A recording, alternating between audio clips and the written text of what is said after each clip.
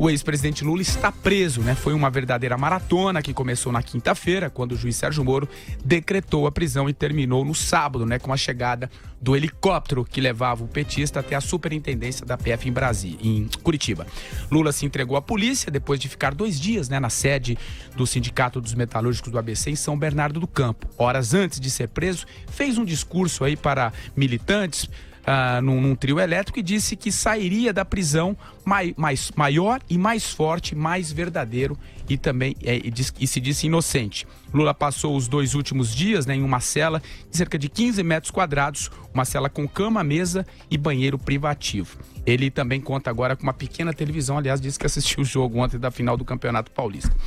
Bom, Vera, claro que esse vai ser o assunto em várias partes, mas acho que é importante a gente começar com as suas considerações, né, sobre esse episódio histórico. Você que acompanhou, também esteve aqui ao longo de toda a nossa programação, para a gente começar aqui o nosso programa. Vai lá. Em primeiro lugar, saudar de novo a cobertura da Jovem Pan, que foi histórica, fez nosso Patrick Santos perder a voz.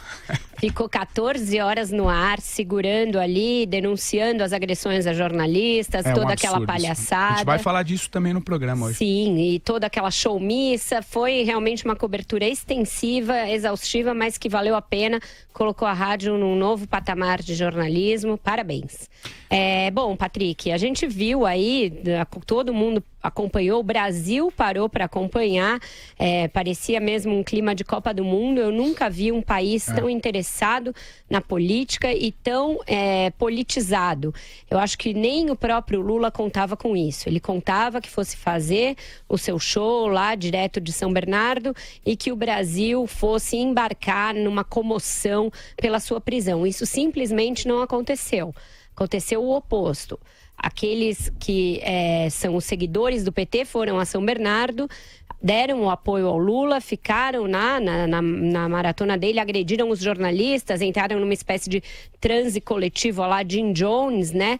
Arrancando grades, fazendo aquela catarse coletiva, mas o resto do país, na verdade, soltou fogos quando ele foi preso. Eu acho que nem uma coisa nem outra são recomendáveis num país com uma democracia estabilizada, mas eu acho que os 2 extremos são sinais de um país que está convulsionado politicamente e que eu acho que depende desta decisão que levou o Lula à cadeia e que isso se mantenha para que volte à normalidade, para que os 2 extremos arrefeçam e a gente consiga retornar à institucionalidade, para que o país volte a caminhar. Portanto, eu acho que precisamos virar esta página sobre a prisão em segunda instância. Eu acho que empiricamente já se viu que a jurisprudência está em vigor, que ela está sendo cumprida, que ela está sendo executada e que ela é algo que é civilizatório para o país, que era um dos únicos em que esse trânsito em julgado que nunca chega ainda vigorava. Agora não vigora mais. Agora a gente tem um ex-presidente preso. Isso não é desejável em nenhum país, mas é bom que possa acontecer caso haja provas. Então, acho que o Brasil deu um sinal de, apesar de toda essa tensão, de vigor institucional, vigor democrático e vigor da justiça. Que agora se cumpra a pena, que os petistas parem com esse chororô, que os demais acusados que forem condenados tenham o mesmo destino e que a gente siga adiante como país.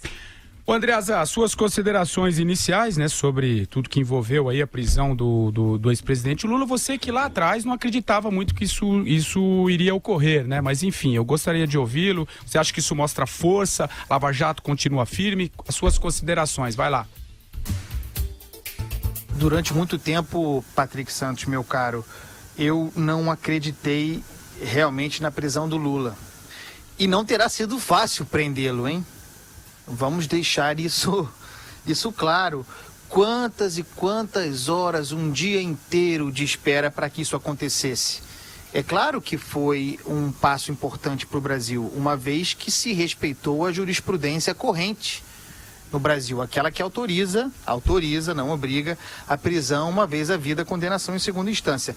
Jurisprudência, no entanto, virtualmente mudada.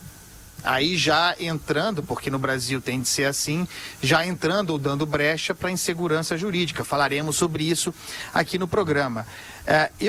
Como vocês sabem que mesmo preso, eu não considero o Lula carta fora do baralho, muito pelo contrário. É preciso ressaltar aqui, como eu falei ao longo da programação especial, no final da semana passada e sábado adentro, eu considerei um erro grave o modo como o juiz Sérgio Moro ordenou a prisão do Lula, com hora marcada, dando grande margem para que se armasse aquele circo de total interesse do PT.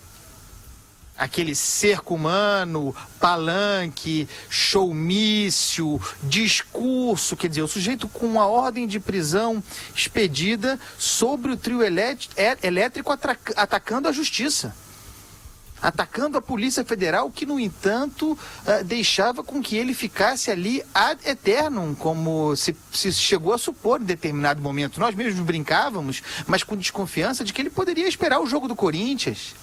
Em determinado momento, e isso foi um erro, o Lula se tornou senhor da sua própria prisão, o que é muito grave. Então, a meu ver, ele também errou o Moro ao proceder dessa maneira, abrindo uma exceção, quando as operações da Polícia Federal de prisão se dão geralmente às 6 horas da manhã, sem aviso, sem hora marcada, e errou também a Polícia Federal, uma vez vencido o horário estabelecido pelo Moro, em permitir que aquilo se arrastasse. Queria-se evitar um derramamento de sangue. Não haveria derramamento de sangue. Mas o que houve foi um palanque permanente. A ideia de que o Lula resistia, de que fazia o que queria. E isso tudo vai compondo um discurso, uma narrativa. Não se esqueçam, esse senhor pode ser... Vocês sabem que eu achava que ele não seria preso, mas uma vez preso, acho que não ficará muito tempo preso. Tudo isso compõe um cenário para quando ele sair. Igualmente sobre trio elétrico, fazendo discurso. E você, Marcelo Madureira, suas considerações aí sobre a prisão do Lula, enfim, desde quinta-feira, nesse trabalho incessante da PAN, queria ouvi-lo, vai lá. Primeira coisa que eu queria dizer do meu orgulho de participar dessa equipe, desse trabalho exaustivo, e saudar aí os companheiros que ficaram indormidos, né, trabalhando aí horas a fio, né, e eu só dando meus pitaquinhos, muito de vez em quando, mas acompanhando. Eu tive também o prazer de ser ouvinte e ver o trabalho espetacular que vocês fizeram aí. Pô, parabéns mesmo. Agora, eu discordo um pouco do Andreas no seguinte: eu acho que essa palhaçada toda que a gente assistiu em São Bernardo do Campo, missa comício, discurso de pinguço, quebra de portão, essa coisa arada toda, foi um espetáculo lamentável, né? Foi um vexame, um mico que o Brasil pagou para o mundo inteiro. E deu-se o seguinte: hoje, segunda-feira, a maior parte, a grande maioria, 99,99% dos brasileiros estão tratando a sua vida, tratando de trabalhar, e seu Lula vai ficar lá trancado na cadeia. A não ser evidente, por medidas, o Cacai agora, ou esse advogado que tem apelido de bandido, né, entrou agora com mais uma ADC, porque antes ele tinha meio que alugado um partido, né, o PEN, o Partido Ecológico Nacional, mas enfim, depois dessa confusão toda, então voltamos para o mundo das chicanas, né, no mundo dos bandidos, dos criminalistas, desse tipo. Isso não é política, né? Eu acho que agora nós temos que, uma vez acabado aquele espetáculo lamentável que a gente teve que assistir, aquilo, coisa de circo, de comédia pastelão, e de um final melancólico de uma carreira política,